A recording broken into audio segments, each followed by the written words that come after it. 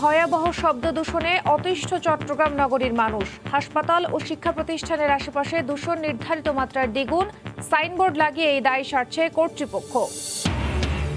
গণটিকা campaign আর নয়, vaccine দেয়া হবে নিবন্ধনের মাধ্যমেই। ফেব্রুয়ারির মধ্যেই ৮ কোটি মানুষ পাবে টিকা। করোনার দাপট কমলেও রাজধানীতে ডেঙ্গু আক্রান্ত বাড়ছেই।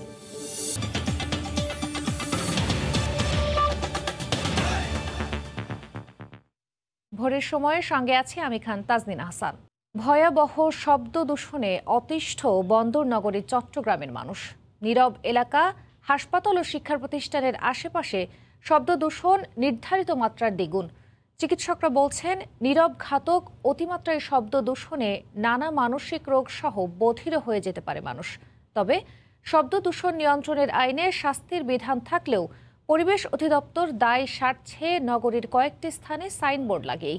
আশরাফুল আমলের ক্যামেরায় রিপোর্ট। অতিমাত্রায় বিকট শব্দে হর্ন বাজানোর চিত্র চট্টগ্রাম মেডিকেলের সামনে, যেখানে দিনের শব্দের মানমাত্রা ৭৫ থেকে ৮০ ডেসিবল ছাড়িয়ে যায়। যদিও নীরব এলাকা হিসেবে থাকার কথা মাত্র ৪৫ ডেসিবল। এমন ভয়াবহ শব্দ দূষণে অতিষ্ঠ হাসপাতালে আসা রোগীরা। এখানে নানান রকমের রোগী আসে, আর এই সাউন্ড পলিউশনের কারণে তারা আরও অসুস্থ হয়ে যায়। বাচ্চা পেশেন্ট যখন নিয়ে আসি, তখন পাশে একটা গাড়ি হাসপাতালের মধ্যে হয়তো বা হঠাৎ একটা গাড়িটা হর্ন দিল, যেই প্রেসারে হর্নটা দেয় তখন বাচ্চাটা আচমকা লাফ দিয়ে ওঠে। নগরীর মহিলা সমিতি বালিকা উচ্চ বিদ্যালয়ের সামনে হাইড্রোলিক হর্ন বাজিয়ে চলছে বাস, ট্রাক। একই অবস্থা নগরীর নানা শিক্ষা প্রতিষ্ঠান, ক্লিনিক, পাড়াগুলোতেও। নীরব ঘাতক শব্দ দূষণের মারাত্মক প্রভাব পড়ছে প্রবীণ ও শিশুদের জীবনে। শব্দ দূষণের কারণে ছেলেদের, বাচ্চাদের মস্তিষ্কের সমস্যা হচ্ছে, শারীরিক সমস্যা হচ্ছে। বাচ্চাদের গাড়ি ঘোড়ার আওয়াজের সমস্যা, বাসের সমস্যা, ট্রাকের এগুলো জোর আওয়াজের জন্য বাচ্চাগুলো পড়ালেখা করতে সমস্যা হয়। চিকিৎসকরা বলছেন, শব্দ দূষণে হৃদরোগ, মাথা ব্যথা, স্মরণশক্তির হ্রাস সহ আক্রান্ত হতে পারে নানা মানসিক রোগে। সেন্সরি নিউরাল হচ্ছে যে এটা কানেরও সমস্যা হতে পারে, ব্রেনেরও সমস্যা হতে পারে। ব্রেনের কি সমস্যা হতে পারে? ব্রেনের মধ্যে যে শ্রবণের যে সেলগুলি আসে এগুলি নষ্ট হয়ে যেতে পারে।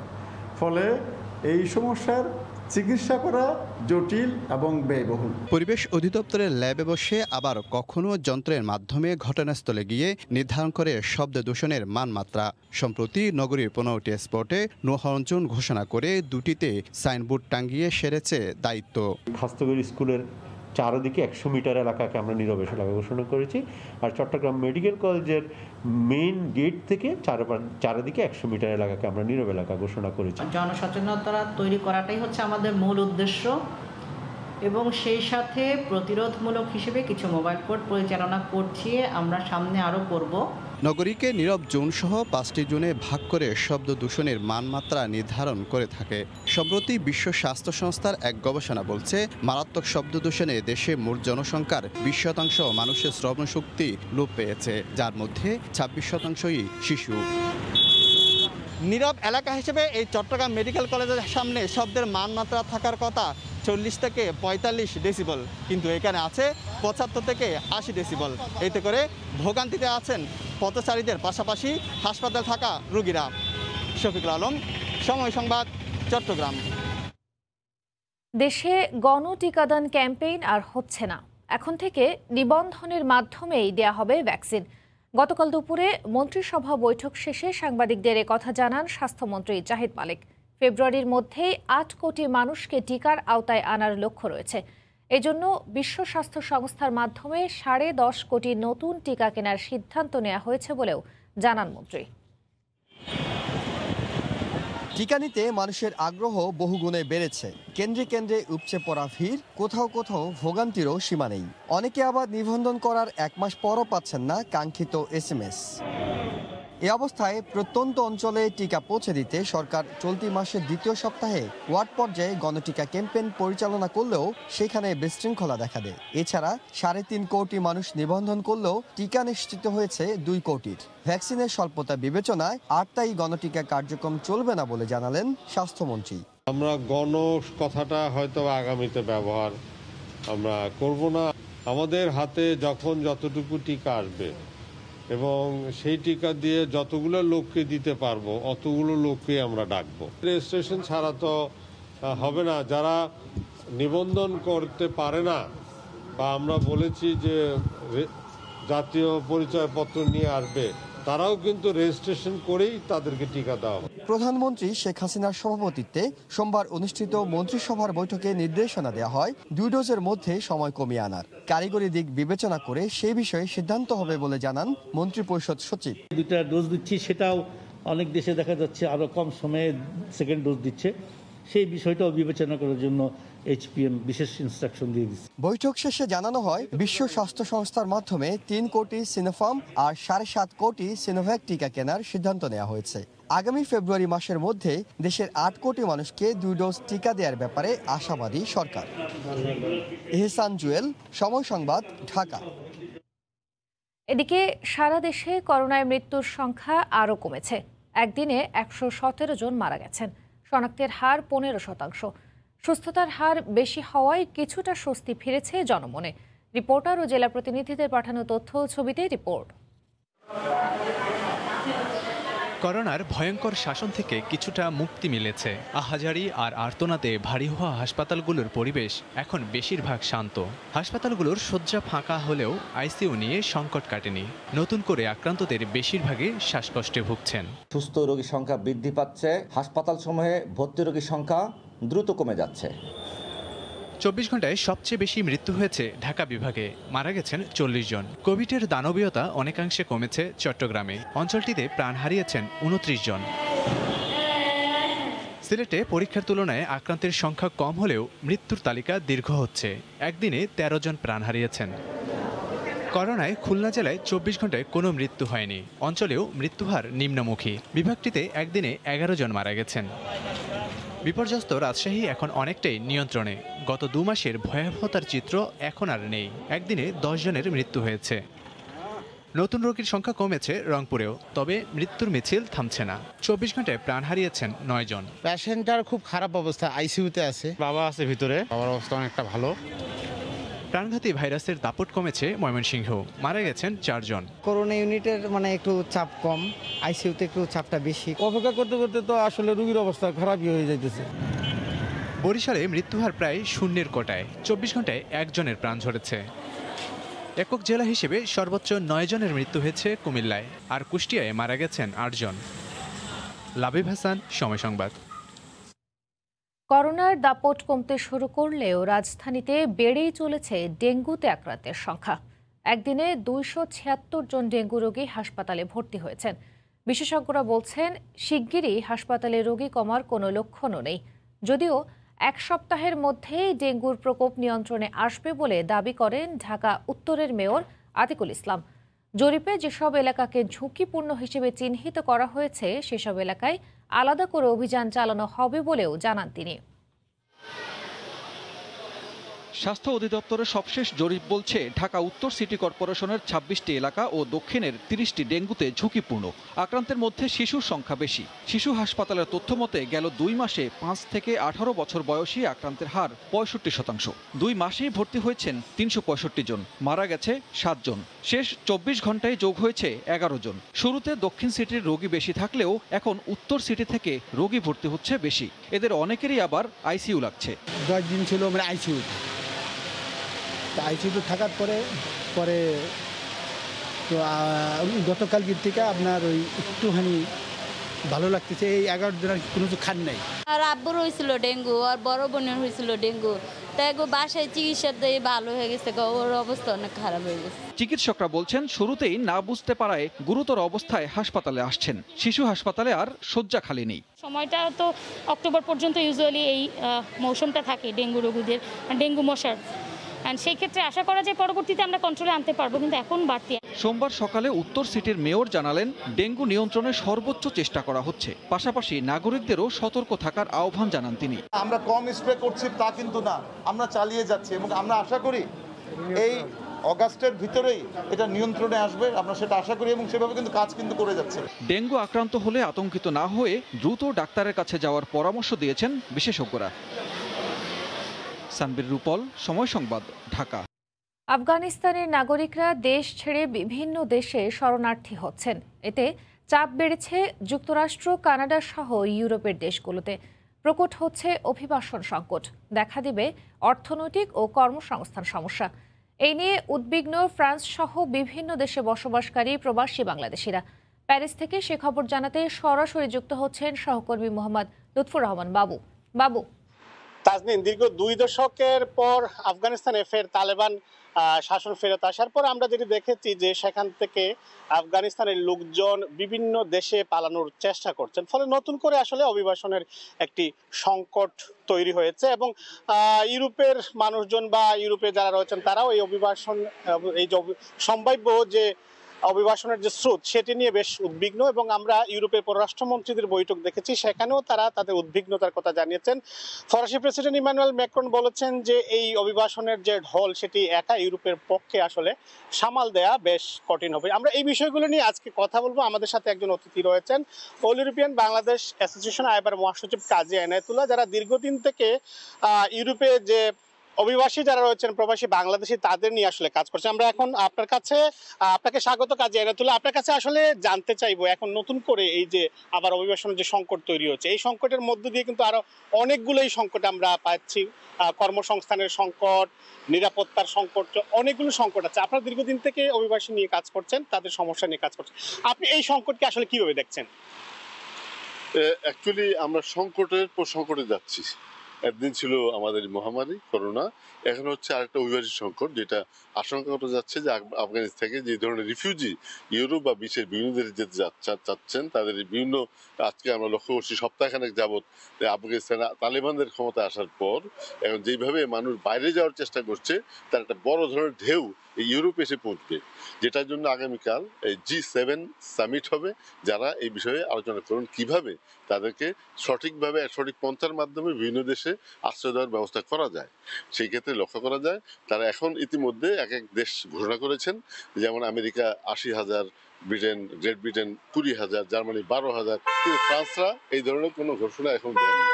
ফ্রান্সরা এখন এই ঘোষণা না দেওয়ার কারণ হচ্ছে কারণ তারা জানেন না কিভাবে তারা কতগুলো লোক এখানে নেবেন, যারা তাদের সঙ্গে বিভিন্ন পর্যায়ে যুক্ত ছিল আফগানিস্তানে তাদেরকেই প্রাধান্য দেওয়া হবে। তারপর এখন ইউরোপের বড় মাথা ব্যথা হচ্ছে যেভাবে বিভিন্ন রকম দেশ থেকেও অন্যান্য দেশ থেকেও অভিবাসীরা আসছেন, সেই সঙ্গে আফগান যোগ হচ্ছে, এর মধ্যে কিছু টেররিস্ট লোক। কাজী এনায়েতুল্লাহ, আমরা কিন্তু এর আগে 2015 সালে দেখেছি সিরিয়ায় যখন যুদ্ধ শুরু হয় তখনও কিন্তু অভিবাসীদের এই সংকটটা তৈরি হয়েছিল। তো এখন এই সংকটের ফলে এই অভিবাসী সংকটটা কি আরো গভীর হচ্ছে না? আপনি আসলে কি দেখছেন এখন? আমাদের সবার ধারণা যে সংকটের যেহেতু আগের সংকটটা এখন শেষ হয়ে ওঠেনি, নতুন একটা সংকট আসছে, এটা আরো উত্তরোত্তর বৃদ্ধি পাবে এবং এই দেশগুলোতেও এখন নানা ধরনের অর্থনৈতিক কার্যকলাপ বিভিন্নভাবে বিপন্ন হওয়ার পরিপ্রেক্ষিতে যে কার্যক্রমের কাজকর্ম অন্যান্য ক্ষেত্রে এই দেশগুলির মানুষগুলি তাদের সুযোগ সুবিধা পাচ্ছেন না, তাদের মধ্যে অসন্তোষ আরো প্রবলভাবে দাঁড়িয়ে উঠবে এবং সেই প্রসঙ্গেই তারা আলোচনা করছেন কিভাবে এটাকে প্রশমিত করা যায়, কিভাবে এই দেশগুলোতে সেই লোকগুলোকে আসার ব্যাপারে নিয়ন্ত্রণ করা যায়, এই ইউরোপের বাইরে তাদের রাখা যায়, এসব নিয়ে তারা আলোচনা করবেন এবং চেষ্টা করবেন তারা যথাসম্ভব কম সংখ্যক এই রিফিউজিদেরকে এই দেশে আসার ব্যাপারে যারা উৎসাহিত করে তাদের প্রতিহত করা এবং যারা এখানে আসবেন তাদের কিভাবে যত কম সংখ্যা এইসব দেশ কিন্তু রাখা যেতে পারে সেই ব্যাপারে তারা কালকে আলোচনা করবেন। এবং আপনি হয়তো লক্ষ্য করছেন এই গেল রোববার কিন্তু প্যারিসের রাজধানী রিপাবলিক চত্বরে বেশ কয়েকশো আফগান জমায়েত হয়েছিলেন, তাদের এই সংকট নিয়ে সরকারের দৃষ্টি আকর্ষণ করেছেন এবং বিশ্ব সম্প্রদায়েরও কিন্তু তারা দৃষ্টি আকর্ষণ, এই বিষয়গুলো আপনি নিশ্চয়ই দেখেছেন এখানে। নিশ্চয়ই এখানে অ্যাকচুয়ালি আফগান যারা ছিলেন তার চেয়ে বেশি ছিলেন ফরাসিরা, যারা বিভিন্ন বামপন্থী দলের লোকজন যারা এই আফগান রিফিউজিদের পক্ষে কাজ করছেন।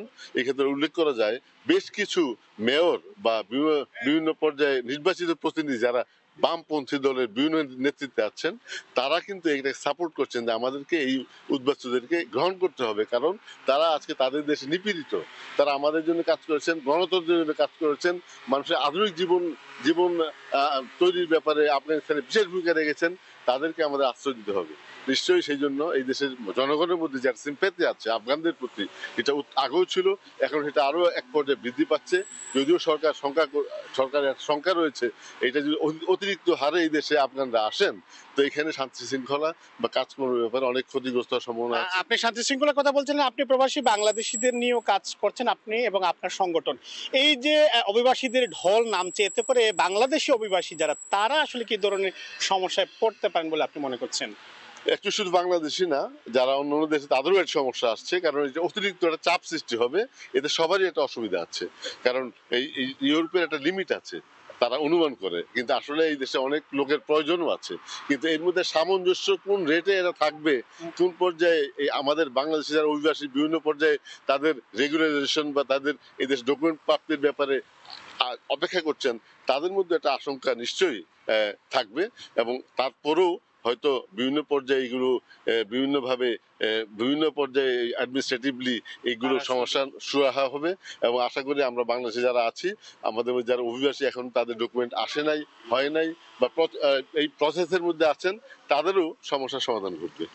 আপনি আসলে নিরাপত্তা নিয়ে কথা বলছেন এবং কথা কিন্তু ইতিমধ্যে উঠেছে, বিভিন্ন দেশ বলছে এই যে আফগানিস্তানের যে এই শরণার্থীদের ঢল, এদের ভিড়ে আসলে কোনো সন্ত্রাসীরা ঢুকে পড়তে পারে, এই সংখ্যা কিন্তু অনেক দেশই ইতিমধ্যেই প্রকাশ করেছে, আপনি নিশ্চয়ই শুনেছেন বা দেখেছেন।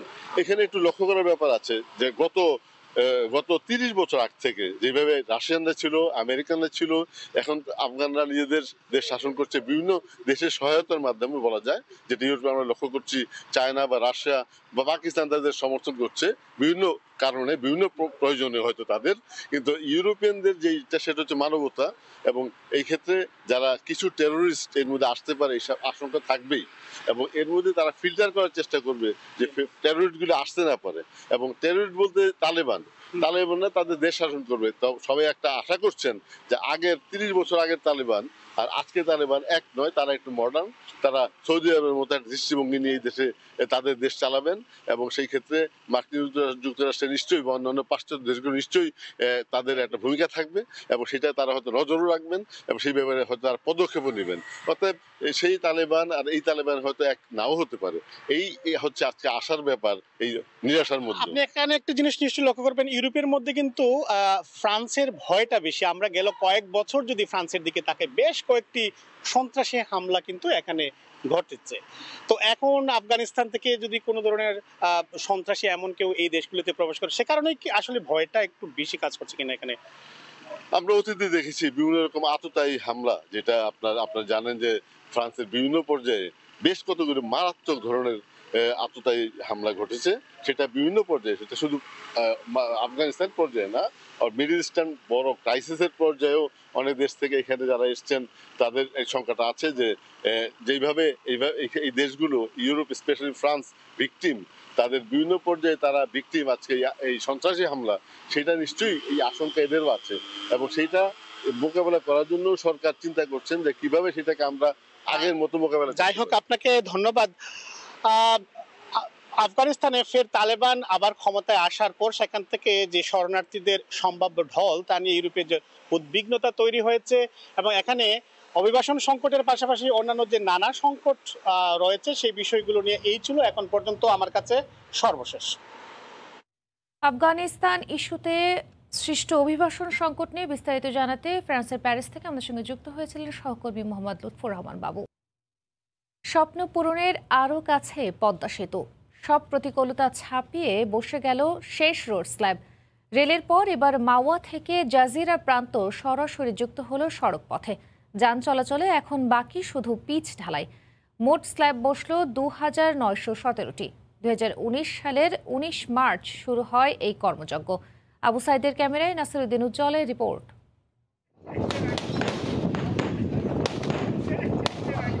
সোমবার ঘড়ির কাঁটায় ঠিক 10:12 বাজতেই 2FU33 নম্বর স্ল্যাবটি মা প্রান্তের 12 ও 13 নম্বর খুঁটির গ্যাপ পূর্ণ করে দেয়। এই মাহেন্দ্রক্ষণটিতে উপস্থিত ছিলেন পদ্মা সেতুর প্রকল্প পরিচালক সহ সেতু সংশ্লিষ্ট ঊর্ধ্বতন কর্মকর্তারা। সেতুর এই মাইল ফলক অর্জনে খুশি সংশ্লিষ্টরা। ক্রেনের মাধ্যমে বসাই, তারপর আঠা লাগাই, গুলু জিএমপি লাগাই। শেষ স্ল্যাবটি আজকে বসেছে, এর জন্য সবাই আমরা আনন্দিত। আমরা যেখানে যারা লোকাল এমপ্লয়ার আছি, পদ্মা সেতুর কাজের জন্য আমরা খুবই গর্বিত। 42 ফুট চড়া স্প্যানের উপর তলায় 72 ফুট প্রস্থের 4 লেনের সড়ক পথ তৈরি শেষ হওয়াতে এখন বর্ষা মৌসুম কাটলেই শুরু হবে 100 মিলিমিটার পুরুত্বের কার্পেটিং। মূল যে ভিত আমাদের road slab, erection, tracing, grouting সব ক্রমানুযায়ী একের পর এক শেষ হয়ে গেছে। আগামী বছরের মাঝামাঝি সময়ে খুলে দেওয়ার জন্য দুর্বার গতিতে এগিয়ে চলেছে বহুমাত্রিক পদ্মা সেতুর বাস্তবায়নের কাজ। আরও এক ধাপ এগুলো দক্ষিণাঞ্চলের মানুষের আলোর দিশারি স্বপ্নের এই সেতুর কর্মযজ্ঞ। সবশেষ রোড স্ল্যাব বসে গেল, রেলপথের পর সড়ক পথের সরাসরি যোগাযোগের দ্বার খুলে গেল। 2020 সালের 31 জুলাই পদ্মার ভাঙনে 126টি রোড স্ল্যাব ও 192টি স্ট্যান্ডার বিলীন হয়ে যায়, তাই নতুন করে আবার তৈরি করতে হয়েছে। এর আগে 1312টি স্ট্যান্ডারের উপর বসেছে 2959টি রেল স্ল্যাব। সেতুতে গ্যাস পাইপলাইন বসানোর কাজও এগিয়ে চলেছে। পর্যায়ক্রমে রোড মার্কিং আর তার লাইটিং টাইটিং এর কাজগুলো হবে। আশা করছি 3 থেকে 4 মাসের মধ্যেই 2 লেয়ারে এটা কমপ্লিট করা সম্ভব হবে। সড়ক পথ তৈরিতে প্রায় 22 মিটার দীর্ঘ, 2.10 মিটার চওড়া, 84 মেট্রিক টন ওজনের 2917টি স্ল্যাব ব্যবহার করা হয়েছে। আর সময় লেগেছে 2 বছর 5 মাস 4 দিন।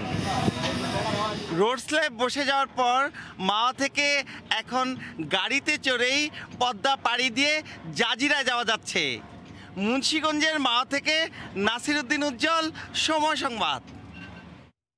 নির্ধারিত সময়ের মধ্যেই পদ্মা সেতু নির্মাণ কাজ শেষ হবে বলে আশা সড়ক পরিবহন ও সেতুমন্ত্রী ওবায়দুল কাদেরের। সেতুর সবশেষ স্ল্যাব বসে যাওয়ার পর সোমবার দুপুরে সরকারি বাসভবন থেকে এক ভিডিও বার্তায় তিনি কথা বলেন।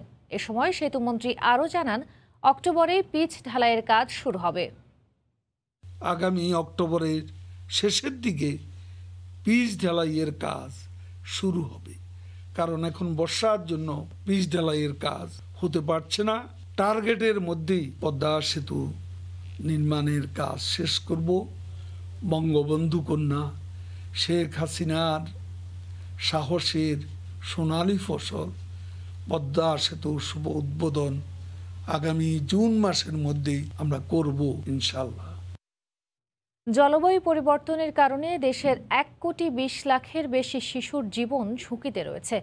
উচ্চ ঝুঁকিপূর্ণ দক্ষিণ এশিয়ার দেশগুলোর মধ্যে তৃতীয় বাংলাদেশ। উপকূলবর্তী সহ 20 জেলা তালিকায় শীর্ষে। জাতিসংঘের শিশু বিষয়ক তহবিল ইউনিসেফের সংখ্যা, জলবায়ু পরিবর্তনের প্রভাব সামাল দিতে না পারলে ব্যাহত হবে টেকসই উন্নয়ন। মার্জিয়া মুমুর রিপোর্ট, ছবি তুলেছেন সাইফুল ইসলাম।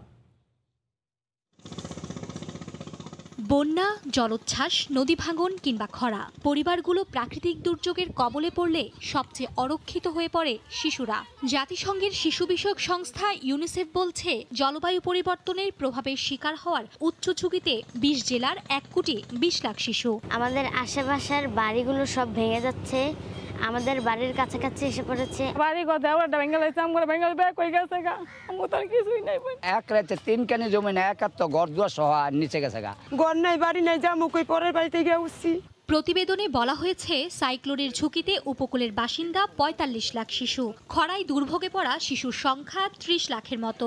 জলবায়ু পরিবর্তনের কারণে দুর্যোগের কবলে পড়া এসব শিশু গৃহহীন, ক্ষুধার্ত, স্বাস্থ্যসেবা ও নিরাপদ পানিবিহীন অবস্থায় রয়েছে। হুমকিতে শিক্ষা সুরক্ষাও। সেই সাথে আছে শিশুশ্রম, যৌন নিপীড়নের শিকার, পাচারের ঝুঁকিও। সরকারের মৌলিক সেবা প্রদানকারী মন্ত্রণালয় ও সংস্থাগুলোর যে নীতি এবং প্রকল্প আছে, সেখানে climate change related children vulnerabilities এবং প্রায়োরিটি অ্যাকশনস ইনক্লুড করা। জনসংখ্যার প্রায় 40% যেখানে শিশু, তাদের সুরক্ষা নিশ্চিত করতে না পারলে সরকারের টেকসই উন্নয়ন মারাত্মকভাবে ব্যাহত হবে বলে শঙ্কা ইউনিসেফের। যদিও দুর্যোগ ব্যবস্থাপনা ও ত্রাণ প্রতিমন্ত্রীর দাবি, প্রান্তিক জনগোষ্ঠীর সক্ষমতা বাড়ানোর উদ্যোগ নেওয়া হয়েছে। 8ম পঞ্চবার্ষিকী পরিকল্পনা নেওয়া হয়েছে, তারপর 2021 থেকে 2041 পর্যন্ত পার্সপেক্টিভ প্ল্যান সেখানে নেওয়া হয়েছে। সেখানেও দিক নির্দেশনা দেওয়া আছে কিভাবে অ্যাডাপ্টেশন অ্যান্ড মিটিগেশন করা যাবে জলবায়ু পরিবর্তনকে। জলবায়ু সংকটের প্রভাবের শিকার হবার উচ্চ ঝুঁকিতে থাকার তালিকায় বাংলাদেশের অবস্থান বিশ্বে 15তম। মার্জিয়া মুমু, সময় সংবাদ, ঢাকা। জাপানি নারীর 2 শিশু নিয়ে জটিল সমীকরণ। মায়ের আইনজীবীর দাবি, তারা থাকবে জাপান দূতাবাসের তত্ত্বাবধানে। বাবা মা উভয়ই পারবেন দেখা করতে। বাবার আইনজীবী তা মানতে নারাজ। তার দাবি, শিশু দুটি থাকবে বাবার কাছেই, চাইলে মা এসে দেখা করবেন। শ্বাসরুদ্ধকর শুনানি শেষে আদালতের আদেশ, বাবা মা কারো কাছে নয়, আপাতত শিশুরা থাকবে ভিকটিম সাপোর্ট সেন্টারে। শ্বাসরুদ্ধকর টানটান উত্তেজনা, যুক্তি পাল্টা যুক্তি। জাপানি নারীর 2 মেয়ে শিশু কার কাছে থাকবে তা নিয়ে টানা 1.5 ঘন্টা চলে শুনানি। ছাড় দিতে নারাজ বাবা মা দুপক্ষই। মায়ের আইনজীবীর প্রস্তাব, শিশুরা থাকবেন জাপানি দূতাবাসে, মা বাবা দুজনেই দেখা করতে পারবেন সেখানে। মাই হলো কন্যা সন্তানদের ধারণ করার ক্ষেত্রে সবচেয়ে বেশি উপযুক্ত ব্যক্তি। পাল্টা প্রস্তাব বাবার আইনজীবীর। তারা বলছেন 2 মেয়ে থাকবে বাবার কাছেই, মা দেখা করতে চাইলে সে ব্যবস্থা করে দেয়া হবে। সবসময় যে মার ভূমিকা বাচ্চাদের জন্য সবচাইতে প্রয়োজনীয় সেটা কিন্তু অনেক সময় না। এভাবে এগিয়ে যেতে থাকে মামলার শুনানি। ভাবনায় পড়ে যান দেশের উচ্চ আদালত। পরে জানানো হয় বাবা মা কারো কাছে নয়, শিশুরা থাকবে আইন শৃঙ্খলা রক্ষাকারী বাহিনীর তত্ত্বাবধানে। 31শে অগাস্ট পর্যন্ত এই কন্যা সন্তানরা থাকবেন ভিকটিম সাপোর্ট সেন্টারে। এই সময়টাতে সকাল 8টা থেকে 1টা পর্যন্ত মা তাদের সাথে সময় কাটাবেন এবং বিকাল 3টা থেকে রাত 8টা পর্যন্ত বাবা তাদের সঙ্গে সময় কাটাবেন। 7 মাসে আমি মাত্র 3 বার সন্তানদের মুখ দেখতে পেরেছি। আজ আদালতের আদেশের পর আমি সন্তানদের দেখতে পাবো, সময় কাটাতে পারবো। আমি সন্তোষ প্রকাশ করছি। রোববার রাতে 2 শিশুকে হেফাজতে নেয় সিআইডি। এখন তারা রাজধানীর তেজগাঁও ভিকটিম সাপোর্ট সেন্টারে রয়েছেন। জাপানি নাগরিক এরিকোকে বিয়ে করেন বাংলাদেশি ইমরান। 12 বছরের সংসারে তাদের রয়েছে 3টি কন্যা সন্তান। এবছর 2 সন্তানকে নিয়ে বাংলাদেশে আসেন বাবা। মাও জাপান থেকে বাংলাদেশে এসে সন্তানদের হেফাজতে নিতে মামলা করেন। এ নিয়ে শুরু হয় বন্ধু প্রতিম 2 দেশের 2 নাগরিকের পারিবারিক দ্বন্দ্ব। আর এই দ্বন্দ্বের কারণে যে শিশুরা বাবা মা ছাড়া কখনো থাকেনি, তাদের রাতের বেলায় থাকতে হচ্ছে ভিকটিম সাপোর্ট সেন্টারে একেবারে অপরিচিত মানুষের মাঝে। আফজাল হোসেন, সময় সংবাদ, ঢাকা। 35 বারের মতো পেছালো বেগম জিয়ার বিরুদ্ধে গ্যাটকো দুর্নীতির মামলায় অভিযোগ গঠনের শুনানি। পরবর্তী তারিখ আগামী 16 নভেম্বর ধার্য করেছেন ঢাকার 3 নম্বর বিশেষ আদালতের বিচারক আলী হোসেন। এদিকে বিএনপি নেত্রীর জন্মদিন নিয়ে আওয়ামী লীগ সাধারণ সম্পাদকের বক্তব্য রাজনৈতিক শিষ্টাচার বহির্ভূত বলে মন্তব্য করেছেন বিএনপি মহাসচিব মির্জা ফখরুল ইসলাম আলমগীর। ফের পেছালো গ্যাটকো দুর্নীতির মামলার অভিযোগ গঠনের শুনানি। এর আগেও 34 বার পেছায় বিএনপি নেত্রীর বিরুদ্ধে দুদকের করা এই মামলার অভিযোগ গঠনের শুনানি। এবার পেছানোর কারণ হিসেবে বলা হয় করোনা মহামারীর কারণে আদালতের কার্যক্রম বন্ধ থাকায় এই অভিযোগ গঠন সম্ভব হয়নি। দুদকের উপপরিচালক গোলাম শাহরিয়ার চৌধুরী 2007 সালের 2রা সেপ্টেম্বর সাবেক প্রধানমন্ত্রী খালেদা জিয়া ও তার ছোট ছেলে আরাফাত রহমান কোকো সহ 13 জনের বিরুদ্ধে তেজগাঁও থানায় একটি মামলা দায়ের করেন। মামলার পরদিনই খালেদা জিয়া ও কোকোকে গ্রেফতার করা হয়। পরের বছর 13 মে খালেদা জিয়া সহ 24 জনের বিরুদ্ধে এই মামলায় অভিযোগপত্র দেওয়া হয়। অভিযোগপত্রে বলা হয় যোগসাজশের মাধ্যমে ঠিকাদারি প্রতিষ্ঠান গ্যাটকোকে ঢাকার কমলাপুর আইসিডি ও চট্টগ্রাম বন্দরের কন্টেইনার হ্যান্ডলিংয়ের কাজ পাইয়ে দিয়ে রাষ্ট্রের 14,56,616 টাকার ক্ষতি করেছেন। এদিকে দলীয় চেয়ারপারসনের গুলশান কার্যালয়ে এক অনুষ্ঠানে বিএনপি মহাসচিব বলেন বেগম জিয়ার জন্মদিন নিয়ে আওয়ামী লীগ সাধারণ সম্পাদকের বক্তব্য রাজনৈতিক শিষ্টাচার বহির্ভূত। আওয়ামী লীগের সাধারণ সম্পাদক সাহেব তিনি দেশনেত্রী বেগম খালেদা জিয়ার জন্মদিন নিয়ে অনেক কটূক্তি করছেন, বাজে কথা বলছেন, রাজনৈতিক শিষ্টাচার বিবর্জিত কথা বলছেন। এটা ওনারা করেন মানুষকে বিভ্রান্ত করার জন্য। কোনো দায়িত্বশীল রাজনৈতিক নেতার কাছ থেকে এই বিষয়গুলো নিয়ে এত কথা বলার কিছু আছে বলে আমি মনে করি না। করোনা মোকাবেলা সহ সকল ব্যর্থতার দায় নিয়ে অবিলম্বে সরকারকে পদত্যাগের আহ্বানও জানান মির্জা ফখরুল ইসলাম আলমগীর। আওয়ামী লীগের অবিলম্বে সকল ব্যর্থতা মাথায় নিয়ে তাদের পদত্যাগ করা উচিত। আহমেদ সালেহীন, সময় সংবাদ, ঢাকা। তৎকালীন বিএনপি সরকারের প্রত্যক্ষ সহযোগিতায় 21শে আগস্টের গ্রেনেড হামলা চালানো হয় বলে মন্তব্য করেছেন তথ্যমন্ত্রী ডক্টর হাসান মাহমুদ। সোমবার দুপুরে জাতীয় প্রেস ক্লাবে আইভি রহমান পরিষদ আয়োজিত এক আলোচনা সভায় তিনি কথা বলেন। বঙ্গবন্ধু হত্যাকাণ্ডের সঙ্গে জিয়াউর রহমান সরাসরি জড়িত ছিলেন বলেও মন্তব্য করেন তথ্যমন্ত্রী। বঙ্গবন্ধুর হত্যাকাণ্ডের সাথে জিয়াউর রহমান ওতপ্রোতভাবে যুক্ত ছিল।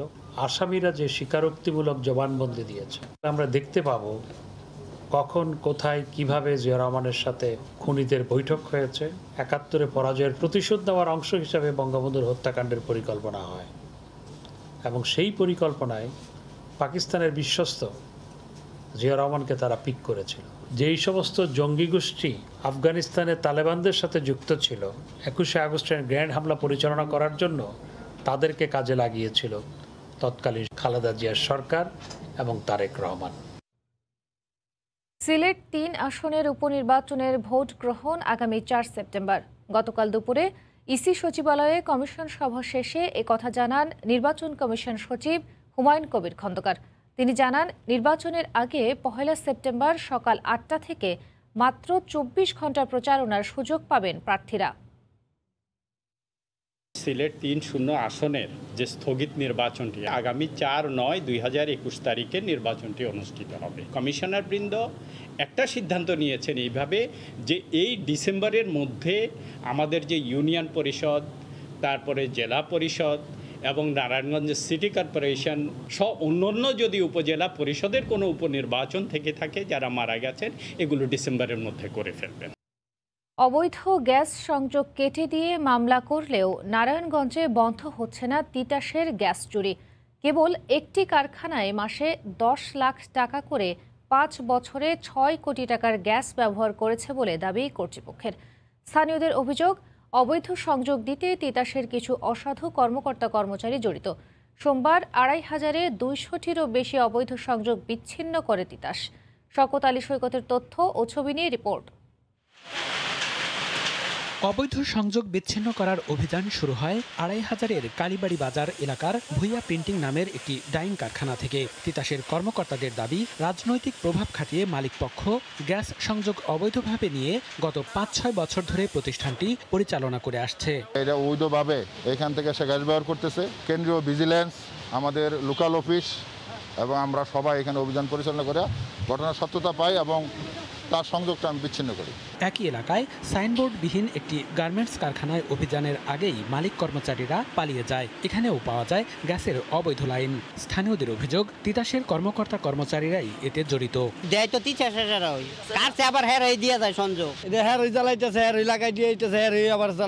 তিতাস কর্মকর্তা জানান, শুধুমাত্র একটি কারখানাতেই প্রতিদিন ৮০,০০০ ঘনফুট গ্যাস চুরি হতো, যার মূল্য প্রায় ১০ লাখ টাকা। আমরা জানতে পারছি যে এটা অবৈধভাবে এখান থেকে সে গ্যাস ব্যবহার করতেছে। অভিযান পরিচালনা করে ঘটনার সত্যতা পাই এবং তার সংযোগটা আমি বিচ্ছিন্ন করি। যিনি ব্যবহার করেছেন অবৈধভাবে তার বিরুদ্ধে তো ব্যবস্থা হবেই, এবং যদি তিতাসের লোক থাকে আমরা তদন্ত সাপেক্ষে কারো যদি পাই অবশ্যই তার বিরুদ্ধে আমরা ব্যবস্থা গ্রহণ করব। জেলা জুড়ে গ্যাসের কয়েক লাখ অবৈধ ব্যবহারকারী রয়েছে বলে জানায় তিতাস কর্তৃপক্ষ। সময় সংবাদ, নারায়ণগঞ্জ। নরসিংদীতে ভুয়া গ্রেফতারি পরোয়ানায় ৪ দিন জেল খাটলেন এক বৃদ্ধ। এ ঘটনায় জড়িত পুলিশের দৃষ্টান্তমূলক শাস্তির দাবি জানিয়েছেন ভুক্তভোগী ও তার পরিবারের সদস্যরা।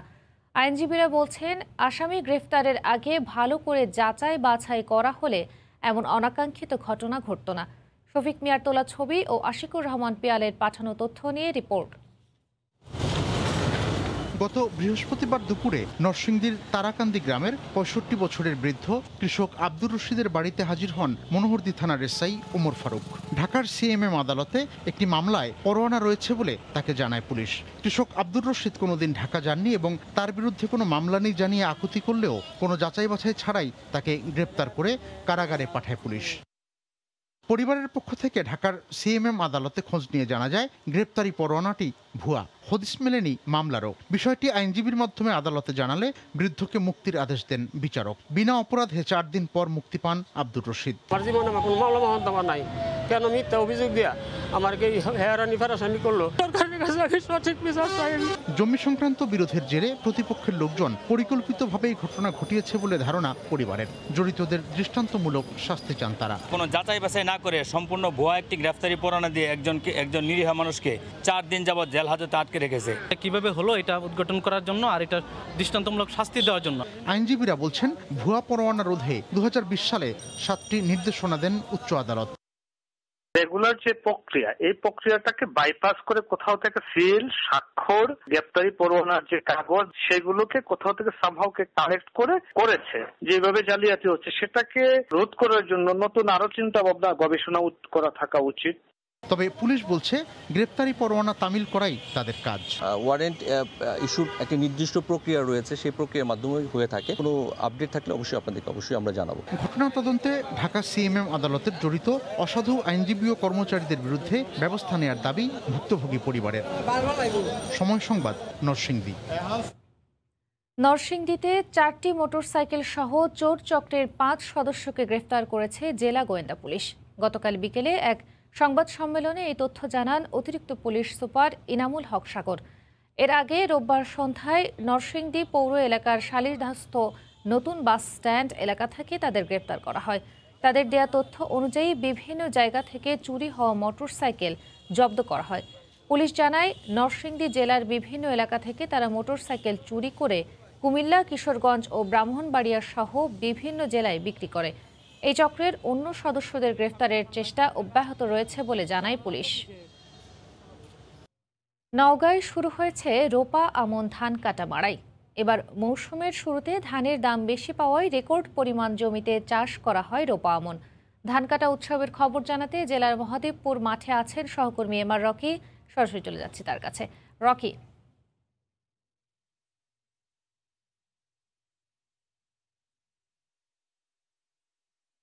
এর ফলে কৃষি বিভাগে যে বিষয়টি নিশ্চিত করেছে, রোপা আউশের ভালো দরের জায়গাটা তারা বাজার তদারকির মাধ্যমে নিশ্চিত করার চেষ্টা চালিয়ে যাচ্ছে। তবে এবছর কিন্তু কৃষকের প্রথম থেকে দরের যে জায়গাটা সেটা কিন্তু নিশ্চিত করার জন্য দরের কিছুটা সুফল তারা পাচ্ছে। তবে এবছর আরেকটি বিষয় হলো যে রোপা আউশের যে আবাদ, এই আবাদটি কিন্তু গেল কয়েক মৌসুমের চেয়ে অনেক বেশি হয়েছে। কৃষি বিভাগ জানিয়েছে চলতি মৌসুমে জেলায় প্রায় 65,000 হেক্টর জমিতে কিন্তু রোপা আউশের আবাদ করা হয়েছে। এরকম একটি বাজার ব্যবস্থা এবং ভালো দরের জায়গার কারণে কিন্তু কৃষকের যে উৎসাহ তা কিন্তু অনেকটাই বেড়েছে। তো আমরা জেলা কৃষি বিভাগের যে কর্মকর্তা, নওগাঁর মহাদেবপুরের কৃষি কর্মকর্তা অরুণ কুমার রায়ের কাছ থেকে আমরা একটু জানবো এই মৌসুমে কি পরিমাণ জমিতে তারা এই আবাদ করেছেন এবং কোন কোন জাতটি তারা এবার ভালো পেয়েছেন এবং তাদের কৃষকের স্বার্থ রক্ষার জন্য কি কি বিষয়গুলিকে প্রাধান্য দেওয়া হচ্ছে। ধন্যবাদ আপনাকে। আমাদের মহাদেবপুর উপজেলায় এবার প্রায় 13,120 হেক্টর জমিতে আউশের আবাদ হচ্ছে, যেটা নওগাঁ জেলার মধ্যে সর্বোচ্চ এখানে হচ্ছে এই উপজেলায়। আর একটা বিষয় হলো যে এখানে যে জাতগুলো আমরা করা হচ্ছে, বিরি ধান 48, 82 এবং ধানের জাত আছে পারিজা, এই জাতটা করা হচ্ছে। এবার যে কৃষকরা। জি, ধন্যবাদ আপনাকে। বলছিলেন নওগাঁর মহাদেবপুরের কৃষি কর্মকর্তা। এবছর কিন্তু প্রথম পর্যায়ে ধানের যে বাজার, এটা কিন্তু এখন পর্যন্ত হাটগুলোতে আমরা লক্ষ্য করছি 850 থেকে 900 টাকা প্রতি মনে বিক্রি হচ্ছে এবং এটা কৃষকরা বলছেন ভিজা ধান, এই ধান কিন্তু শুকনা পর্যায়ে 1000 টাকার উপরে তারা নিশ্চিত হয়ে থাকেন। জেলা কৃষি বিভাগের পক্ষ থেকে কিন্তু বিভিন্ন উচ্চ ফলনশীল জাতের যে বীজগুলি রয়েছে, এই বীজ কৃষক পর্যায়ে দেওয়া হয়েছে। কৃষকের এই জেলায় কিন্তু জানিয়ে রাখি, গেল বুড়ো মৌসুমে 1,90,000 হেক্টর জমিতে বুড়ো চাষ করা হয়েছিল এবং বিগত মৌসুমগুলোতে কিন্তু এবছর রোপা আউশের আবাদ কিন্তু প্রায় 10-15% বেশি চাষ করা হয়েছে এবং উৎপাদনের ক্ষেত্রেও কিন্তু লক্ষ্যমাত্রার চেয়ে অনেক বেশি এখানে তারা আশা করছেন। জেলা কৃষি বিভাগ বলছে 65,000 হেক্টর জমিতে প্রায় 3.5 লাখ মেট্রিক টন ধান কৃষকের ঘরে উঠবে। ইতিমধ্যে কিন্তু এই ধান আনুষ্ঠানিকভাবে কাটা শুরু হয়েছে। কৃষি বিভাগের পক্ষ থেকে উচ্চ ফলনশীল জাত দেওয়ার কারণে কিন্তু ধানের যে ফলন, এটা কিন্তু গত কয়েক বছরের তুলনায় ভালো বলছেন তারা। তবে প্রান্তিক চাষিরা যে বিষয়টি গুরুত্ব দিয়ে থাকেন, প্রথম পর্যায়ে যে ধান, এই ধান কিন্তু কাটার পরে রোপা আমনের দিকে কিন্তু তারা আবার এই জমিগুলোকে প্রস্তুত করবেন এবং রোপা আমনের পরবর্তীতে কিন্তু তাদের আবার অন্য ফলনের দিকে তারা যাওয়ার জন্য চেষ্টা করে থাকেন। তবে হাটগুলোতে এখন পর্যন্ত নতুন যেসব ধান উঠছে, এই ধানের বাজার ব্যবস্থাটাকে আরেকটু চাঙ্গা রাখার জন্য কিন্তু নজরদারি তারা আশা করছেন। কারণ প্রথম পর্যায়ে যে পরিমাণ দর তারা পাচ্ছেন, এই দরটি কিন্তু আশানুরূপ দর বলছেন না। কারণ এই দরের জায়গাটাতে আরেকটু নিশ্চিত হতে 900 টাকা, 1000 টাকা যদি বিক্রি করতে পারেন, তাহলে তারা কিন্তু সুষমভাবে বাজারটা, কাঙ্ক্ষিত বাজার তারা বলছেন পাওয়ার সুযোগ তাদের রয়েছে। তো তাজরিন, এই ছিল নওগাঁর মহাদেবপুরের রোপা আউশ ধান কাটা মারাই উৎসবের খবর আমার কাছে।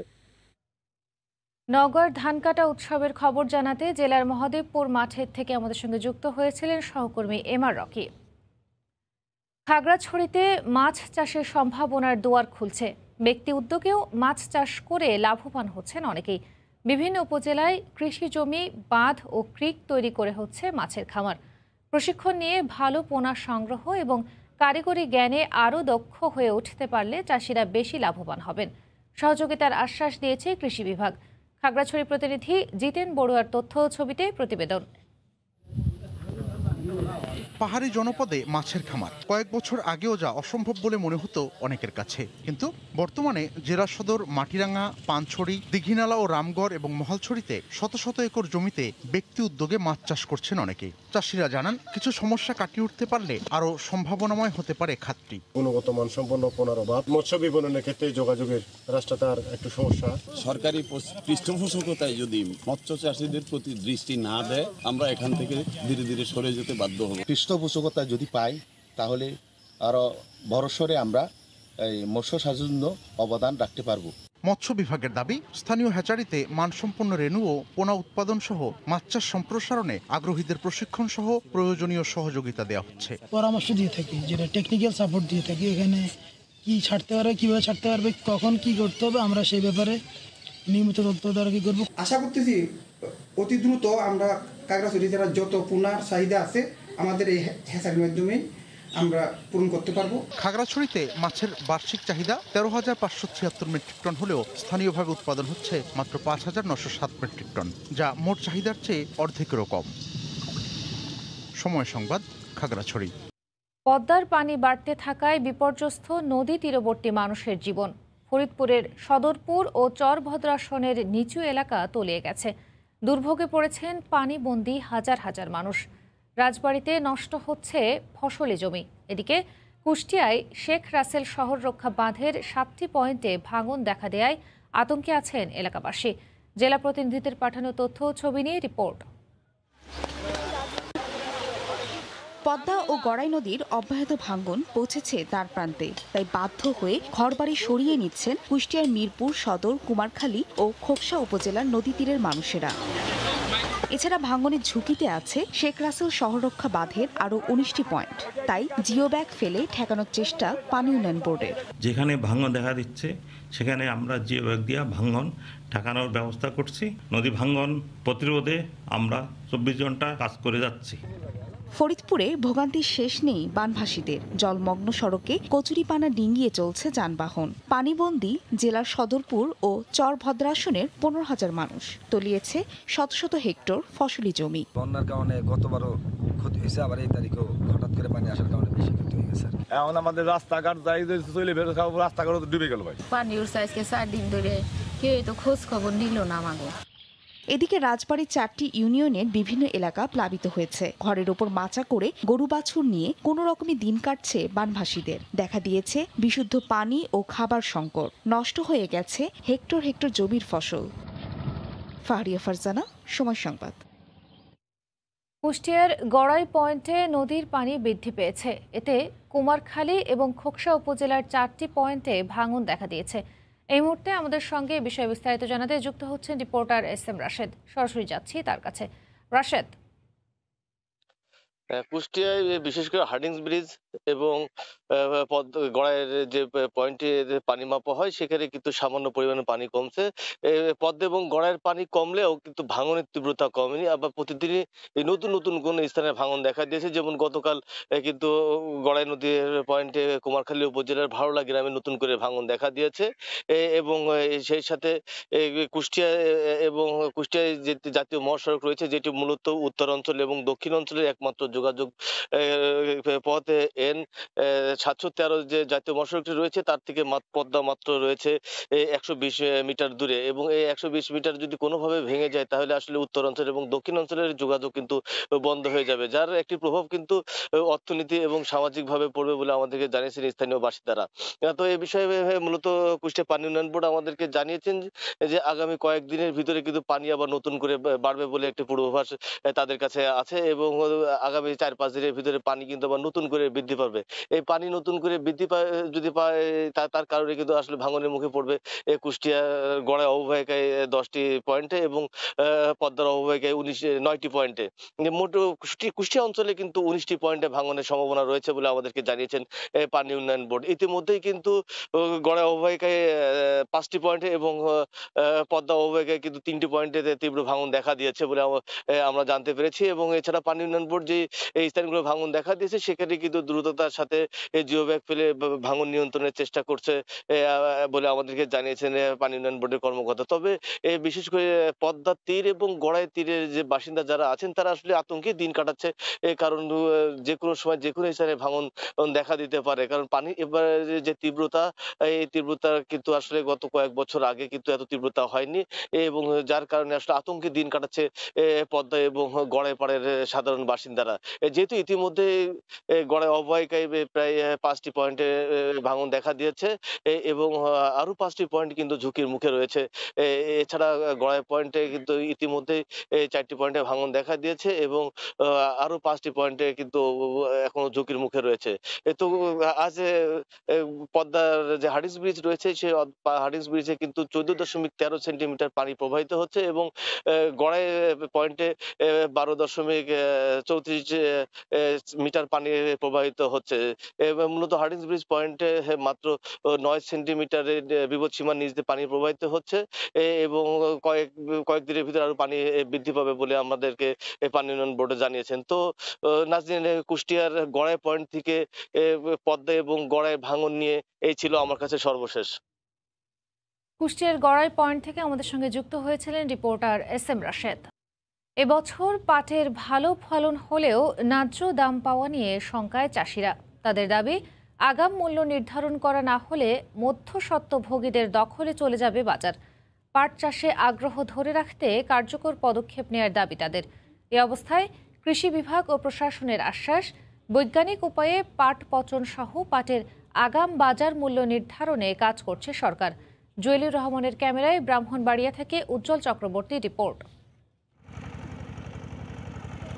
চলতি মৌসুমে ব্রাহ্মণবাড়িয়া সদর, নাসিরনগর, বিজয়নগর, বাঞ্চারামপুর সহ 9টি উপজেলায় নিচু জমিতে দেশি, কেনাফ, মেছতা এবং তোষা জাতের পাট আবাদ করা হয়। বর্তমানে পাট কাটা, জাগ দেয়া, আঁশ ছাড়ানো ও পাট শুকানোর কাজ চলছে। তবে মৌসুমের শেষ দিকে পাটের জমিতে ছত্রাকের আক্রমণ দেখা দেওয়ার পাশাপাশি পর্যাপ্ত পরিমাণ বর্ষার পানি না আসায় কিছুটা সমস্যা হচ্ছে কৃষকদের। 3000 দেওয়া কোনো মতো নুনমুছে বসে আছে আর কি, আর হুলা নরম ভাঙ্গা জায়গা সাদা দোষের কারণে। কৃষি অফিসের যারা আছে আর জিজ্ঞাসা করলাম সাদা দোষটার কি ওষুধ টুষুধ আছে কি না আছে, এরকম না এমনি তো ওষুধ টুষুধ নাই।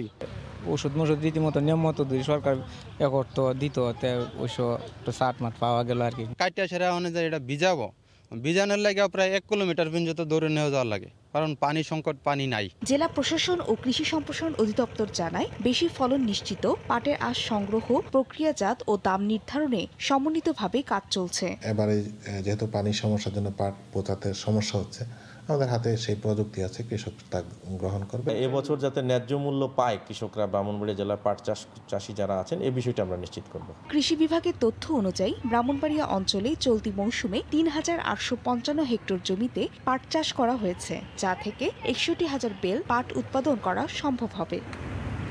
সময় সংবাদ, ব্রাহ্মণবাড়িয়া। বাংলাদেশের ওপর থেকে ভ্রমণ নিষেধাজ্ঞা তুলে নিয়েছে ওমান।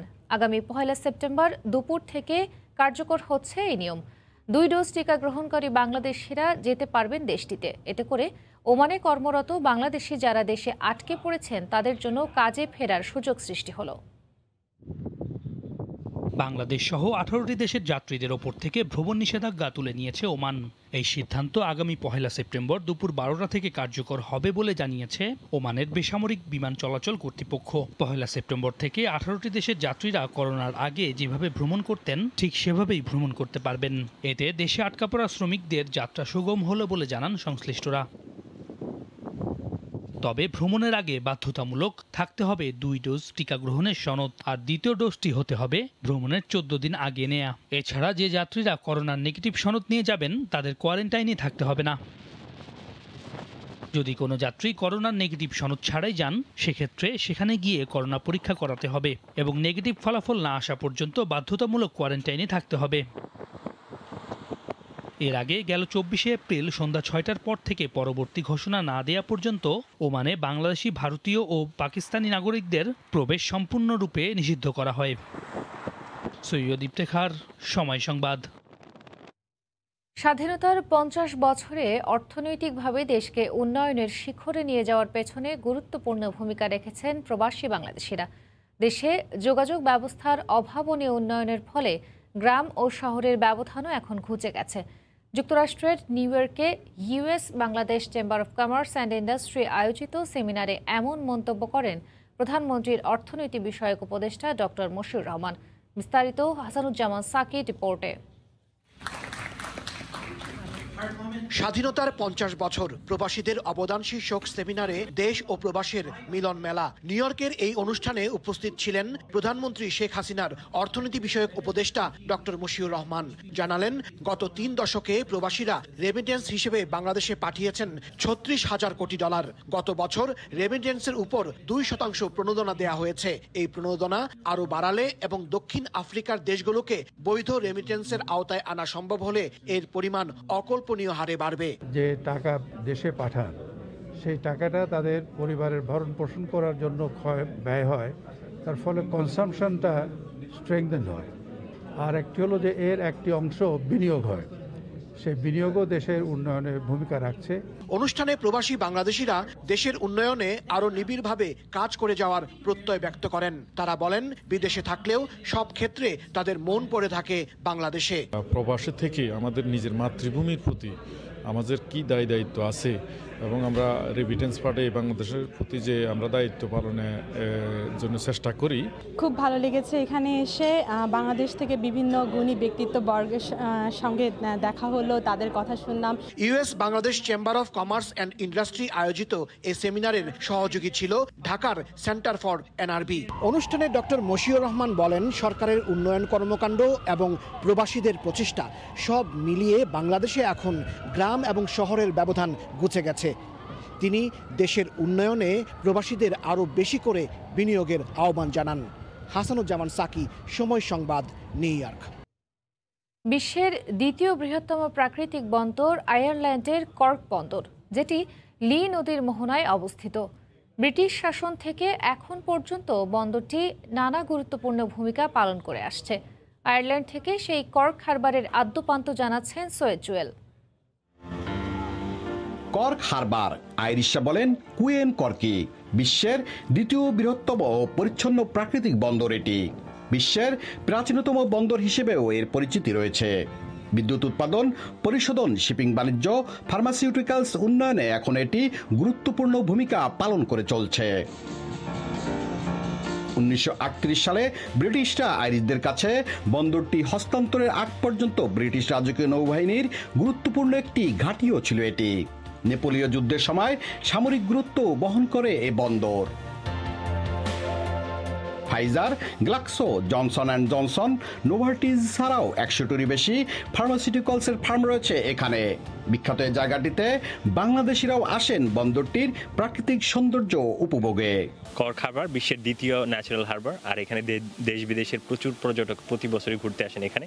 আর এখান থেকে বোটিংয়ে যাওয়া যায় এবং স্পাইক আইল্যান্ডে যাওয়া যায়, সে কারণে এখানে প্রচুর ভিড় হয় প্রতি বছর। এটা পৃথিবীর দ্বিতীয় বৃহত্তম পরিচ্ছন্ন হারবার।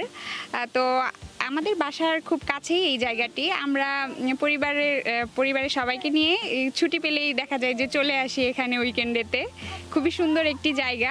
এই কর্ক হারবারেই টাইটানিক জাহাজ শেষবারের মতো নোঙর করেছিল। সৈয়দ জুয়েল, সময় সংবাদ, আয়ারল্যান্ড। সাগর কন্যার দেশ পর্তুগালের দৃষ্টিনন্দন সৈকতগুলোর পরতে পরতে রয়েছে সৌন্দর্য। নৈসর্গিক সৌন্দর্যে ভরপুর তেমনই একটি সমুদ্র সৈকত রিবেইরো দো কাভালো। সিসিমব্রো অঞ্চলের এই সৈকতটি ভ্রমণেও রয়েছে রোমাঞ্চ। বিস্তারিত জানাচ্ছেন তারিকুল হাসান আশিক। দুপাশে বিস্তীর্ণ সবুজের বুক চিরে পথটি ফের মিলিয়ে গেছে সবুজে। সেখান থেকেই সাগর আর আকাশের মিতালি। দূরে সুউচ্চ পাহাড় সেই সৌন্দর্যকে করেছে আরো মোহনীয়। রাজধানী লিসবনের অদূরে সিসিমব্রার সমুদ্র সৈকতগুলোর প্রবেশ পথেই পর্যটকরা উপভোগ করেন এমন চোখ জোড়ানো দৃশ্য। সিসিমব্রার দৃষ্টিনন্দন সৈকতগুলোর একটি রিভেইরো দো কাভালো। স্বচ্ছ জলরাশি আর প্রবালের মেলবন্ধনের এমন দৃশ্য দেখে যে কেউ সেলুলয়েডের ছবির দৃশ্যের সাথে তুলনা করতেই পারেন। সূর্য স্নান, সাঁতার কাটা বা নৌকা নিয়ে এই সৈকত ঘুরে দেখার অভিজ্ঞতা বিমোহিত করবে যে কোনো পর্যটককে। ঘন বনের ভেতর দিয়ে উঁচু নিচু সরু রাস্তা বেয়ে সৈকতটিতে পৌঁছানোর অভিজ্ঞতাও রোমাঞ্চকর।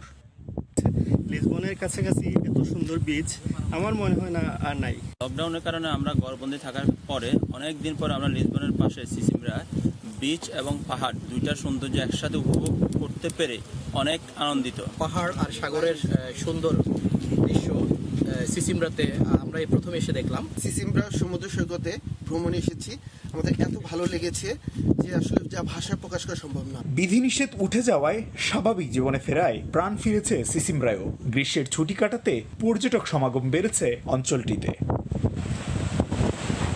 রাজধানী লিসবন থেকে খুব অল্প সময় নিয়েই পর্যটকরা ঘুরে যেতে পারেন নৈসর্গিক সৌন্দর্যের এই সমুদ্র সৈকতে। এছাড়া সবুজ অরণ্যে ঘেরা পাহাড়ের বুক চিরে রিভেইরো দো কাভালো সৈকতে পৌঁছানোর অভিজ্ঞতাও যে কোনো ভ্রমণকারীর ভ্রমণে নিঃসন্দেহে বাড়তি মাত্রা যোগ করবে। সিসিমব্রা থেকে তারিকুল হাসান আশিক, সময় সংবাদ, পর্তুগাল। বাহরাইনের রাজধানী মানামা থেকে 40 কিলোমিটার দূরে আরব মরুভূমির পাহাড়ে অবস্থিত ট্রি অফ লাইফ, যাকে আরবিতে বলা হয় শজারাত আল হায়াত। 32 ফিট উচ্চতার 400 বছরের বেশি বয়সী এক গাছ কালের সাক্ষী হয়ে এখনও দাঁড়িয়ে আছে। মরুর পাহাড়ে গাছটিকে ঘিরে প্রতিদিনই ভিড় করেন স্থানীয় পর্যটকরা। করোনা মহামারীর আগে এক সমীক্ষায় দেখা গেছে প্রতি বছর প্রায় 65,000 মানুষ এই গাছটি দেখতে যান। 2009 সালে নিউ 7 ওয়ান্ডার্স অফ নেচারের মনোনয়নের তালিকায়ও ট্রি অফ লাইফ স্থান পেয়েছিল। বিশ্বের অন্যতম উষ্ণতম দেশ বাহরাইন, বৃষ্টিও হয় না তেমন একটা। মরুভূমির বুকে পাহাড়ের উপর দাঁড়িয়ে আছে 400 বছর বয়সী এক গাছ। মরুভূমিতে কিভাবে এই গাছটি বেঁচে আছে তা নিয়ে নিশ্চিত কোনো তথ্য পাওয়া না গেলেও অনেকে মনে করেন গাছটির শিকড় 500 মিটার গভীরে, যা পানিতে পৌঁছানোর জন্য যথেষ্ট হতে পারে। আবার কেউ কেউ বলেন গাছ বালির দানা থেকে আর্দ্রতা বের করতে শিখেছে। মরুভূমির মধ্যে আশেপাশে কোনো আর অন্য কোনো গাছও নাই, এখানে কোনো পানির কোনো ছোঁয়া নাই, বৃষ্টি হয় না, কিন্তু এই গাছটি দেখে আমরা অবাক হয়ে গেছি যে এই গাছটি এখনো তরতাজা। মানামা থেকে প্রায় 40 কিলোমিটার দূরে গাছটি, মরুভূমির মাঝে, তো ভালো লাগে, সেজন্য আসলাম। 2010 সালের অক্টোবরে প্রত্নতত্ত্ববিদরা গাছের চারপাশে 500 বছরের পুরানো মৃৎশিল্প এবং প্রত্নতাত্ত্বিক নিদর্শন খুঁজে পান। 90-এর দশকে পরিচালিত মাটি এবং ডেনড্রোকোলজি বিশ্লেষণে গাছটি 1582 সালে রোপণ করা হয় বলে জানায় তারা। এই যে একটা গাছ এখানে দাঁড়িয়ে আছে, অনেকে এটাও মনে করেন যে মরুভূমি এলাকায় আসলে জীবন ধারণটা অনেক সংগ্রামের ব্যাপার, এবং বাহরাইনেও আমরা সেরকমই দেখতে পাই, যেখানেও মানুষকে সংগ্রাম করে টিকে থাকতে হয়, যেখানে পানি কম, গাছগাছালি কম, বৃষ্টি কম, এবং এর মধ্যে এই যে একটা গাছ দাঁড়িয়ে আছে, এটা অনেকের জন্য অনুপ্রেরণা, অনেকের জন্য একটা কুদরতি বিষয়। আরব মরুভূমির অনুর্বর এলাকা, যার চারদিকে রয়েছে গ্যাস ক্ষেত্র, এইরকম একটি জায়গায় অলৌকিকভাবে বেঁচে থাকা গাছটি শত প্রতিকূলতার মধ্যে বেঁচে থাকার অনুপ্রেরণা যোগায় বলে মনে করেন সেখানে ঘুরতে যাওয়া পর্যটকরা। সময় সংবাদ, বাহরাইন। নিউজিল্যান্ড সিরিজকে সামনে রেখে আজ বায়ে বাবলে প্রবেশ করবে বাংলাদেশ দল। একই দিনে দুপুরে আসবে কিউইরা, থাকবে 3 দিনের কোয়ারেন্টাইনে। এ সময় 2 দফা তাদের হবে কোভিড পরীক্ষা। এদিকে সাকিব আল হাসানের ঢাকায় আসার কথা 25 আগস্ট, জানিয়েছেন বিসিবি চিকিৎসক দেবাশিস চৌধুরী। ক্ষণগণনা শেষ, এবার অপেক্ষাটা আনুষ্ঠানিকতার, তাও হয়ে গেছে শুরু। কিউই সিরিজকে সামনে রেখে টাইগারদের বায়োবাবলে প্রবেশ মঙ্গলবারই, যেদিনই বাঘের ডেরায় পা রাখবে ব্ল্যাক ক্যাপস। করোনাকালে নিয়ম মেনে ক্রিকেটার, আম্পায়ার্স ও সাপোর্টিং স্টাফ সবারই সম্পন্ন হয়েছে কোভিড পরীক্ষা। আগামী 3 দিনে যে পরীক্ষা হবে আরও 2 দফা। ঢাকায় আসার পর 21 সদস্যের নিউজিল্যান্ডেরও করোনা পরীক্ষা হবে 2 বার। সব মিলিয়ে কোভিড প্রোটোকলে 0 টলারেন্স বিসিবির।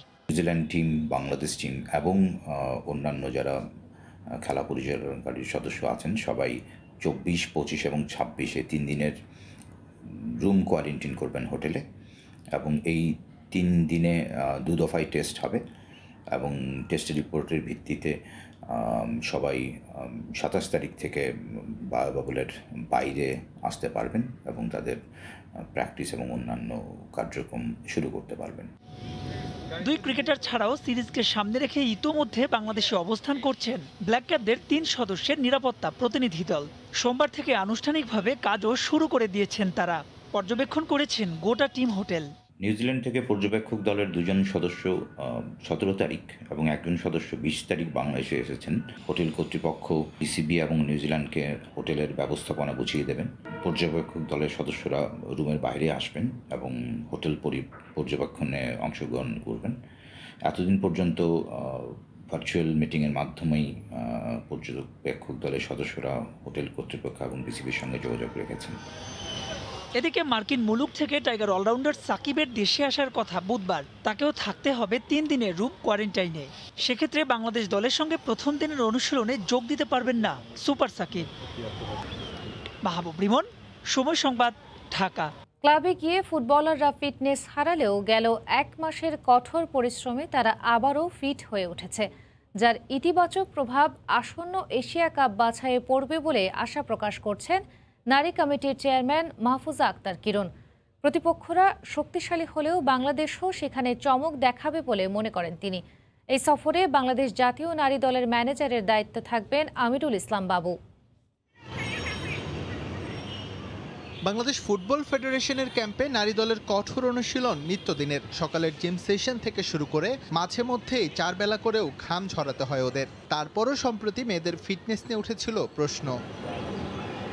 অভিযোগ আছে ফিটনেস ধরে রাখতে বাফুফে ফুটবলারদের যতটা নিয়মের মধ্যে রাখে ক্লাবে গিয়ে তার ব্যত্যয় ঘটে, আর তাই ঘটেছে ওজন বেড়ে যাওয়ার মতো ঘটনা। যদিও গেল 1 মাসের অনুশীলনে সাবিনা কৃষ্ণারা আবারও ফিরেছেন পুরনো রূপে। ক্লাবে গেলে ওরা ওভারওয়েট হয়ে আসে এবং ফিজিক্যাল ফিটনেসও ওদের ওই লেভেল থেকে থাকে না যেটা আমাদের ক্যাম্পে থাকলে থাকে। তো এনিওয়ে আমাদের লিগ শেষ হয়েছে এবং ওরা ক্যাম্পে ফিরে এসেছে এবং ওদের এই জায়গাগুলোতে আমরা কাজ করছি, কন্টিনিউয়াস কাজ করে যাচ্ছি এবং আমি মনে করি সেটা আমরা অলরেডি ওভারকাম করতে পেরেছি। তো সেদিক থেকে মেয়েরা এখন সুপার ফিট, ভালো অবস্থানে আছে। সেপ্টেম্বরে উজবেকিস্তানে জাতীয় নারী দলের এশিয়া কাপ বাছাই চ্যালেঞ্জ ইরান ও জর্ডানের বিপক্ষে। বয়সভিত্তিক পর্যায়ে লাল সবুজরা ওদের হারালেও মূল দলে পার্থক্যটা বিস্তর। তবে পর্যাপ্ত অনুশীলনের মধ্যে থাকায় বাংলাদেশ ভালো করবে বলে আশা নারী কমিটির চেয়ারম্যানের। আমরা আশা রাখতেছি টিমের বর্তমান যে কন্ডিশন, টিম যথেষ্ট ভালো অবস্থানে আছে এখন। তো সেক্ষেত্রে আমরা আশা করি যে নেপালকে হারাবে। তো যখন ওরা নেপালকে হারিয়ে উজবেকিস্তানে যাবে তখন মেন্টালি ওরা অনেক বেশি স্ট্রং থাকবে, কনফিডেন্ট থাকবে, সেদিক থেকে বেটার কিছু হবে। এদিকে এশিয়া কাপ বাছাইয়ের জন্য আবারও জাতীয় দলের ম্যানেজারের দায়িত্ব দেওয়া হয়েছে আমিরুল ইসলাম বাবুর কাঁধে। তার অভিজ্ঞতা এই সফরে বাংলাদেশের জন্য কাজে আসবে বলে মনে করছে বাফুফে। আমিরুল ইসলাম বাবু সাহেব আগেও মহিলা টিমের ম্যানেজার ছিলেন, তো তখন সে দায়িত্ব নিয়ে সে কাজগুলো করতেন, আমি জানি ভালোভাবেই করতেন। সেই কারণেই সেই জায়গা থেকে, আর উনি আমাদের মহিলা কমিটিরও একজন সদস্য। সব মিলিয়ে আমরা বাবু ভাইকেই এখন বর্তমানে যে team women's Asia cup qualifying round খেলতে যাবে সেই টিমের ম্যানেজার তাকে করা হয়েছে। আগামী 19 সেপ্টেম্বর জর্ডান ও 22 সেপ্টেম্বর ইরানের বিপক্ষে এশিয়ান কাপ বাছাই খেলবে বাংলাদেশ। এর আগে 9 ও 12 সেপ্টেম্বর নেপালে 2টি প্রস্তুতি ম্যাচে অংশ নেবে গোলাম রাব্বানি ছোটনের দল। এস.এম. ইকবাল, সময় সংবাদ, ঢাকা। বাংলাদেশ প্রিমিয়ার লিগের খবর। আসরে শীর্ষ 4-এ থাকার লড়াইয়ে মুক্তিযোদ্ধা সংসদ ক্রীড়া চক্রের মুখোমুখি হবে মোহামেডান স্পোর্টিং ক্লাব। আর্মি স্টেডিয়ামে ম্যাচটি শুরু হবে বিকেল 4টায়। একই সময়ে বঙ্গবন্ধু স্টেডিয়ামে সাইফ স্পোর্টিং এর বিপক্ষে লড়বে বাংলাদেশ পুলিশ ফুটবল ক্লাব। একই মাঠে রানার্স আপের লড়াইয়ে টিকে থাকার রেসে শেখ জামাল ধানমন্ডি ক্লাবের প্রতিপক্ষ রহমতগঞ্জ মুসলিম ফ্রেন্ডস সোসাইটি। এই ম্যাচটি শুরু হবে সন্ধ্যা 6:30টায়। বসুন্ধরা কিংস চ্যাম্পিয়ন হওয়ার পর এবার শেখ জামাল ধানমন্ডি ক্লাব ও আবাহনীর মধ্যে রানার্স আপের রেসে টিকে থাকার লড়াই। যদিও গোল ব্যবধান কিংবা টেবিলের সমীকরণেও যদি কিন্তু আভাস। এবার শেখ জামাল মুখোমুখি হবে পুরনো ঢাকার জায়ান্ট কিলার খ্যাত রহমতগঞ্জের। 22 ম্যাচে 46 পয়েন্ট নিয়ে টেবিলের 2-এ শেখ জামাল ধানমন্ডি ক্লাব। সবশেষ ম্যাচে ব্রাদার্সের সঙ্গে ড্র করে হোঁচট খেয়েছিল বেঙ্গলীয় লজরা। তবে সেই ম্যাচটিতে ঘটে যাওয়া মারামারির ঘটনা অনাকাঙ্ক্ষিত। দলটির গাম্বিয়ান ফরওয়ার্ড ওমর জোবে ও সোলেমান কিং দারুণ ছন্দে থাকায় বেশ নির্ভার টিম ম্যানেজমেন্ট। তাই তো লিগের বাকি 2টি ম্যাচ জিতে রানার্স আপ হতে চায় শেখ জামাল। অন্যদিকে 22 ম্যাচে 22 পয়েন্ট নিয়ে টেবিলের 9ম স্থানে রহমতগঞ্জ। আরেক ম্যাচে মুক্তিযোদ্ধা সংসদ ক্রীড়া চক্রের মুখোমুখি হবে মোহামেডান স্পোর্টিং ক্লাব। 22 ম্যাচে 40 পয়েন্ট নিয়ে টেবিলের 5-এ সাদা কালো জার্সিধারীরা। সমান ম্যাচে 19 পয়েন্ট নিয়ে টেবিলের 10ম স্থানে মুক্তিযোদ্ধা সংসদ ক্রীড়া চক্র। সবশেষ 5 ম্যাচে অপরাজিত মোহামেডান। তবে গেল ম্যাচে চট্টগ্রাম আবাহনীর সঙ্গে 2-2 গোলে ড্র করে সনলেনে শিশুরা। দলে কোনো ইনজুরি নেই। ইতিবাচক ফুটবল উপহার দিয়ে জয় ছাড়া ভিন্ন কিছু ভাবছে না মতিঝিল পাড়ার ঐতিহ্যবাহী ক্লাবটি। তবে আসরে রানার্স আপ হওয়ার সুযোগ নেই সাদা কালোদের। তাই বাকি 2টি ম্যাচ জিতে আপাতত শীর্ষ 4-এ থাকার প্রত্যয় মোহামেডান শিবিরের। এদিকে সাইফ স্পোর্টিং এর বিপক্ষে লড়বে বাংলাদেশ পুলিশ ফুটবল ক্লাব। সহকারী কোচ জুলফিকার মাহমুদ মিন্টু দায়িত্ব নেয়ার পর থেকেই যেন জয়ের ট্রেন্ড ছুটেই চলেছে সাইফের। সবশেষ 4 ম্যাচ জিতে বেশ আত্মবিশ্বাসী জামাল ভুঁইয়ারা। 21 ম্যাচে 38 পয়েন্ট নিয়ে টেবিলের 6-এ সাইফ স্পোর্টিং। সেটা দিয়ে আসরে শীর্ষ 4-এ থাকতে চায় মিন্টুর দল। অন্যদিকে 22 ম্যাচে 25 পয়েন্ট নিয়ে টেবিলের 8-এ পুলিশ ফুটবল ক্লাব। দীপু, সময় সংবাদ, ঢাকা। হ্রদ, পাহাড় আর মেঘের জেলা রাঙামাটি। ঋতুভেদে প্রকৃতির বদলানো রূপ দেখতে সারা বছর হাজার হাজার পর্যটকের সমাগম হয় সেখানে। করোনা মহামারীর কারণে পর্যটন কেন্দ্র বন্ধ ছিল প্রায় 5 মাস। দীর্ঘ নিষেধাজ্ঞার পর রাঙামাটিতে আসতে শুরু করেছেন পর্যটকরা। এতে আগের মতো পর্যটক আগমনে লোকসান কাটিয়ে ওঠার আশা ব্যবসায়ীদের। রাঙামাটি থেকে হেফাজত সবুজের তথ্য ও চিত্রে রিপোর্ট। দীর্ঘ নিষেধাজ্ঞার পর হ্রদ, পাহাড় ও মেঘের মিতালি উপভোগ করতে রাঙামাটিতে আসতে শুরু করেছেন পর্যটকরা। দীর্ঘদিন বন্ধ থাকার পর প্রাণ ফিরতে শুরু করেছে পর্যটন কেন্দ্রগুলোতে। ঝুলন্ত সেতু, পলওয়েল পার্ক সহ সকল কেন্দ্রেই পদচারণা বাড়ছে।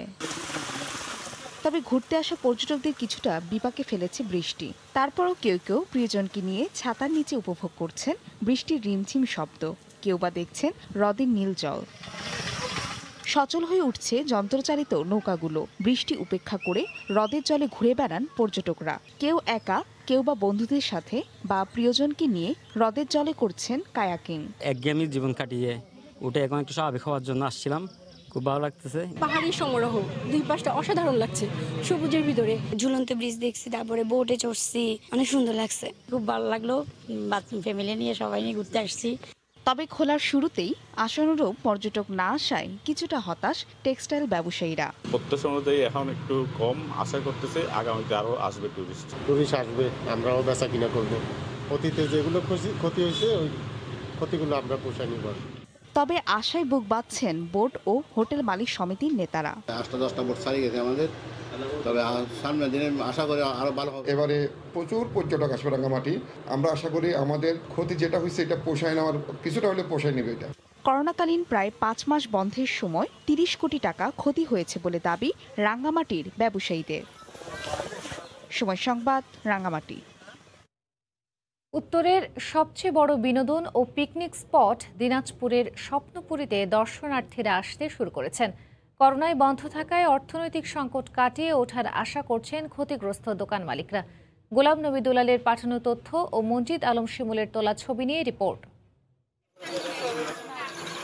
আকর্ষণীয় বিনোদন স্পট দিনাজপুরের স্বপ্নপুরী। প্রবেশ মুখেই আপনাকে স্বাগত জানাবে দুটি সাদা পরী। রয়েছে বিনোদন পিপাসুদের জন্য নৌকা ভ্রমণ, চিড়িয়াখানা, কেবল কার সহ বিভিন্ন রাইড। দীর্ঘদিন বন্ধ থাকার পর খুলে দেওয়ায় দর্শনার্থীরা আসতে শুরু করেছেন। তবে সংখ্যা এখনও খুবই কম। করোনায় বন্দি দশা থেকে মুক্তি পেয়ে ঘুরতে আসা দর্শনার্থীরা খুশি। সবাই ঘরে বসে বোরিং ফিল করতেছিল, তো এই পর্যটন কেন্দ্রগুলো খুলে দেওয়ার কারণে আমরা একটু ঘুরতে বের হইছি। পর্যটন কেন্দ্রগুলো খুলে দিছে, তার জন্য আমরা অনেক খুশি। করোনায় বন্ধ থাকায় ক্ষতিগ্রস্ত দোকান মালিকরা অর্থনৈতিক সংকট কাটিয়ে ওঠার আশা করছেন। 2 বছর থেকে করোনাকালীন সময়টা অনেক কষ্টেই দিন পথ যাচ্ছে আমাদের। সামনের দিনগুলো হয়তো ঘোষণা অনুযায়ী লোকজন আসতে পারে। স্বপ্নপুরীর মালিকের আশা আবারও দর্শনার্থীদের আগমনে স্বপ্নপুরী ফিরে পাবে প্রাণ চাঞ্চল্য। তিনি জানান, করোনায় বন্ধ থাকায় ক্ষতি হয়েছে 6 কোটি টাকা।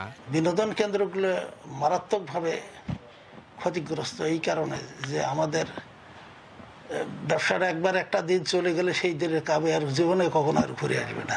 দিনাজপুর শহর থেকে 62 কিলোমিটার দূরে নবাবগঞ্জ উপজেলার 150 একর জমির উপর ব্যক্তিগত উদ্যোগে গড়ে উঠেছে নান্দনিক সৌন্দর্যের বিনোদন কেন্দ্র স্বপ্নপুরী। সময় সংবাদ, দিনাজপুর। ভোরের সময়ের শীর্ষ সংবাদ জানিয়ে দিচ্ছে আরেকবার।